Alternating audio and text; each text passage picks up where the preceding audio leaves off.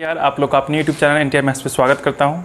अभी हम लोग पढ़ने वाले क्या है ट्रिग्नोमेट्री, और ट्रिग्नोमेट्री में खास चीज़ पढ़ेंगे आज। इसमें सीखेंगे क्या कि ये भी आपका ट्रिग्नोमेट्री रेशियो है। हाँ, 6 टाइप का ट्रिग्नोमेट्री रेशियो था आपका, साइन, कॉस, टेन, कॉट, सेक, कॉसेक। इन सभी का वैल्यू निकालना, यानी कि मान लीजिए कभी पूछ दिया आपसे कि साइन 30 डिग्री का मान कितना होता है, साइन 60 डिग्री का मान कितना होता है, कॉस 45 डिग्री का मान कितना होता है, उसको कैसे रिमेंबर करेंगे उसके आज मैं कॉन्सेप्ट बताऊँगा। एक ही वीडियो में पूरा कंप्लीट हो जाएगा। ठीक है, तो लिखिएगा, हेडलाइन लगा लीजिएगा, यहाँ तक दिख रहा होगा आप लोगों को। तो 6 ट्रिग्नोमेट्री रेशियो है, इसको मैं लिख देता हूँ साइन, ठीक है, थीटा लगा देते हैं यहाँ पे। ये आपका कॉस हो जाएगा, एक टैन हो जाएगा, एक कॉट हो जाएगा, एक सेक थीटा एंड एक लास्ट हो जाएगा आपका कॉसेक थीटा। ठीक है, ये आपका 6 टाइप का रेशियो होता है। अब 6 टाइप के रेशियो के लिए इसको बॉक्स बना लीजिए, है ना। एक आध दो बार लिखिएगा, आपको याद हो जाएगा इस चीज़ को। क्लियर है इतना। अब देखिए एंगल कौन कौन सा लेना है आपको। फर्स्ट लेना है 0 डिग्री, 0 डिग्री के लिए कर लीजिए यहाँ पे ऐसे।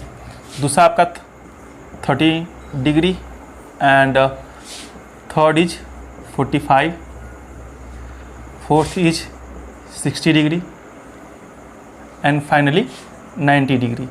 ठीक है, इतना आपको रिमेंबर कर लेना है। रिमेंबर कैसे कीजिएगा बताइए आप ही। बिल्कुल एक छोटा सा कॉन्सेप्ट है, बिल्कुल छोटा सा, बस मैं अभी इसी के बारे में बात करूँगा।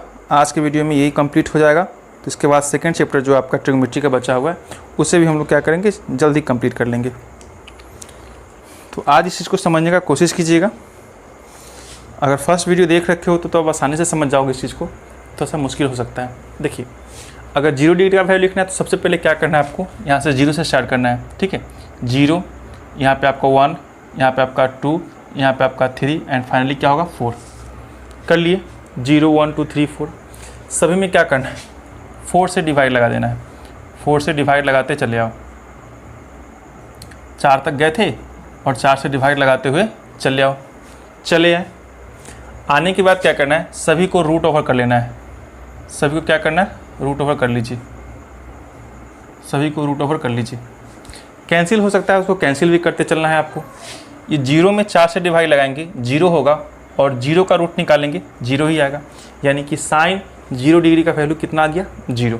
ठीक है, आफ्टर देन यहाँ पे करोगे 1/4 है, 1/4 का रूट निकालोगे 1/2 आ जाएगा, यानी कि साइन 30 डिग्री का वैल्यू कितना हो गया 1/2।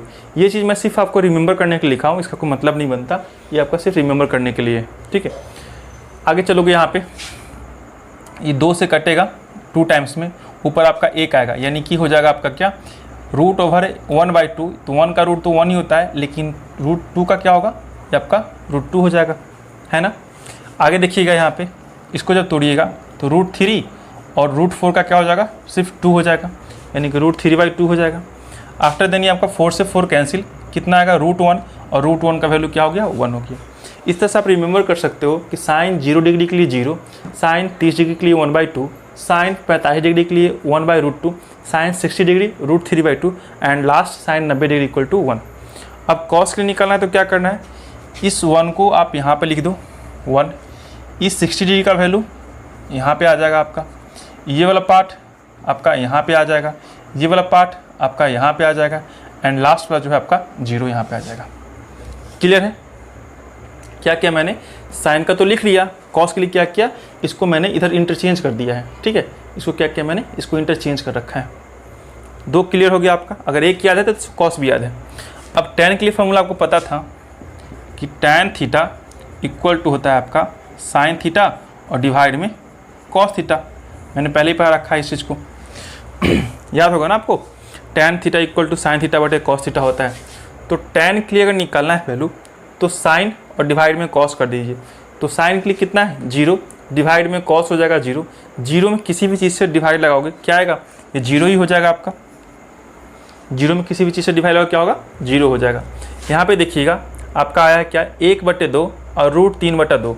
यहाँ पे करोगे इसको तो 1/2 डिवाइड में आपका है रूट 3/2। सिंप्लीफाई कीजिएगा तो 1/2 गुने 2/√3 हो जाएगा, यानी इससे कटेगा 1 बटा क्या आएगा √3। इन्हें सिंप्लीफाई करने के बाद आप ऐसे भी कर सकते थे, 1/√3 आता। क्लियर है? यहाँ पे देखिए सेम टू सेम मैच करा ना, 1/√2 एंड 1/√2, दोनों का दोनों गायब, 1 आ जाएगा। यहाँ पे काटिए क्या होगा, 2 से 2 खत्म, क्या बचेगा √3/1, यानी कि आप सिंपली √3 लिख सकते हो आप इसको। एक में जब 0 से भाग लगाओगे, यानी यूँ कह सकते हो किसी भी संख्या में अगर आप 0 से भाग लगाते हो तो आपका अपरिभाषित होता है, यानी कि इनफाइनाइट कर सकते हो। हिंदी वाले लिख लोगे अपरिभाषित, अपरिभाषित। क्लियर है? अब क्या करना है फिर समझ लीजिए। tan के लिए क्या किया मैंने, साइन वाले पार्ट में कॉस वाले पार्ट से क्या किया मैंने, डिवाइड लगा दिया। तो 0 में 1 से डिवाइड लगाना और 1 में 0 से डिवाइड लगाना दोनों अलग अलग बातें हैं। किसी भी संख्या में अगर आपने 0 से डिवाइड लगाया तो आपका ये इनफाइनाइट है, इसको कोई गणित नहीं बताया कि इसको मतलब क्या निकलता है। लेकिन 0 में किसी संख्या से डिवाइड लगा दोगे तो ये ऑलवेज विल बी 0। दोनों बात याद रखिएगा आप, ठीक है। अब tan का तो समझ गए होगा क्या किया मैंने, साइन बटे कॉस, साइन बटा कॉस, साइन बटा कॉस कर दिया। अगर कॉट का चाहिए तो बस इसको उठाइए, यहाँ पे लिख दीजिए अपरिभाषित, लिखना है तो लिख दीजिएगा अपरिभाषित, यानी कि अनडिफाइंड। क्लियर है? √3 वाला पार्ट आपका यहाँ पे आ जाएगा, 1 वाला पार्ट यहाँ पे आ जाएगा, ये वाला पार्ट आपका यहाँ पे चला गया और 0 लास्ट में। इतना क्लियर है? अब बचा कौन सा आपका, सेक बचा। सेक के लिए पता है सेक थीटा इक्वल टू आपको मैंने पहले ही पढ़ा रखा था 1/cos थीटा होता है। क्या होता है? सेक थीटा के लिए 1/cos थीटा होता है। तो सेक का लिखना स्टार्ट कीजिएगा तो कॉस को क्या करना है, नीचे लाना है, यानी कि 1 के बटा में लाना है, यानी पलट देना है। सिंपली क्या समझो, उसको पलट देना है। तो 1 के बटा में 1 मतलब कि 1 ही रहेगा, है ना। 1 के बटा 1 मतलब कि 1 ही रहने वाला है आपका। ये पलटी मारेगा 2 बटा में √3 हो जाएगा। इसको पलटिएगा तो 1/√2 है, यानी √2/1 हो जाएगा। तो ये आपका सिर्फ √2। 1/2 इसको पलटिएगा, 2/1 यानी सिर्फ 2 हो जाएगा। और इसको पलटिएगा, देखिए यहाँ पर बात कि ये 0/1 है, इसके बटा में कुछ नहीं है तो क्या है, 1 छिपा हुआ है। जब इसको इंटरचेंज करने का मतलब कि आपका 1/0 हो जाएगा। और अभी भी मैंने बताया कि 1 में किसी चीज़ से भाग लगाते हो, 0 से भाग लगाते हो तो आपका क्या होता है, अपरिभाषित होता है, यानी कि इनडिफाइंड होता है। ठीक है। कॉसेक के लिए क्या करना है, बस इसको उठा के यहाँ से लिखना स्टार्ट कर दीजिए। ये आपका सेक 2 √2 2/√3 और फाइनली 1। क्या किया मैंने, यहाँ का पार्ट यहाँ, यहाँ का पार्ट यहाँ, यहाँ का यहाँ, यहाँ का यहाँ और यहाँ का यहाँ चला गया। क्लियर? इतना समझ गए होगे। एग्जाम में क्वेश्चन कैसे पूछता है, एग्जाम में क्वेश्चन पूछेगा आपसे कि बताइए cos 45 डिग्री का वैल्यू बताइए।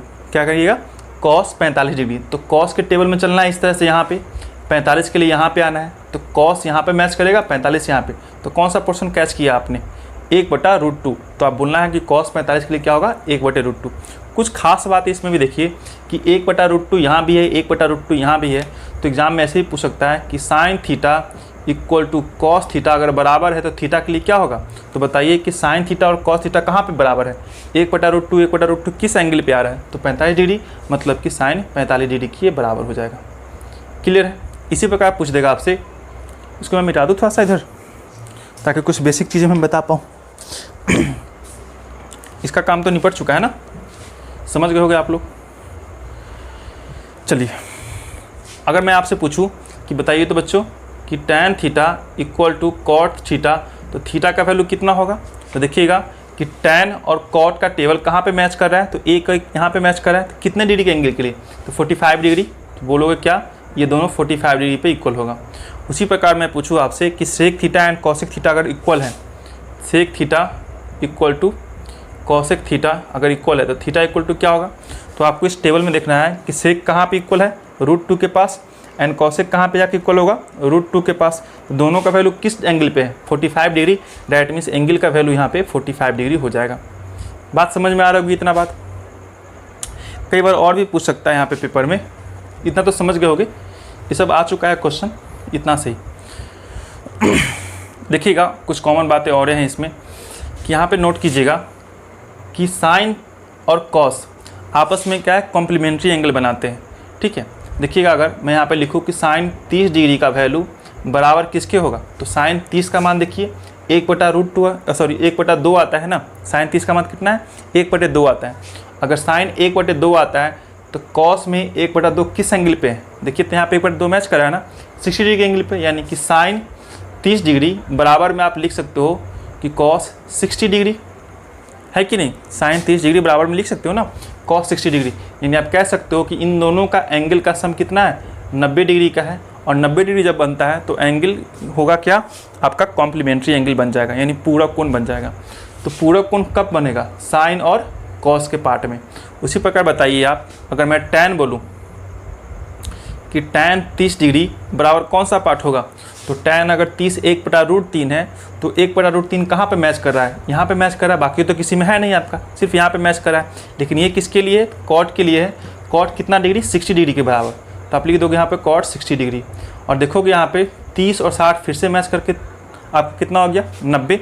और 90 होने का मतलब कि आपका कॉम्प्लीमेंट्री एंगल हो जाएगा। तो tan और कॉट आपस में कॉम्प्लीमेंट्री एंगल का निर्माण करते हैं। उसी प्रकार देखोगे सेक एंड कॉसेक। अगर मैं बात करूँ यहाँ पे देख लेते हैं हम लोग कि सेक 60 डिग्री लेते हैं। तो सेक 60 डिग्री में कितना वैल्यू दे रखा है? 2। तो 2 बताइए और कहीं पे है क्या? कहीं पे नहीं, सिर्फ यहाँ पे है। तो यहाँ पे कितना है? कॉसेक 2 है, यानी कि 30 डिग्री के सामने आ जाएगा आपका ये वैल्यू, यानी कि कॉसेक 30 डिग्री। और 60 और 30 मिलकर फिर से 90 बन जाएगा, यानी कि सेक एंड कॉसेक आपस में मिलकर क्या बनाते हैं? कॉम्प्लीमेंट्री एंगल बनाते हैं। ठीक है, तो इतना अगर समझ गए होगे तो बहुत सारा क्वेश्चन कर लोगे। एग्जाम में बहुत सारा पूछता है, जैसे पूछ लिया क्या कि कॉट 45 डिग्री का वैल्यू बताइए, तो कॉट में जाएंगे 45 के सामने आएंगे यहाँ पे, और कौन सा मैच किया? एक मैच किया। इसे आप बोल दोगे कि कॉट 45 इक्वल टू वाट, मतलब 1 हो जाएगा। क्लियर? तो आशा करता हूँ मैं आपको समझा पाया हूँ, कुछ कॉम्प्लीमेंट्री एंगल का भी यहाँ पर समझ गया होगे। तो फिर मिलते हैं नेक्स्ट वीडियो में। टिल देन, तब तक के लिए bye bye, tata and see you.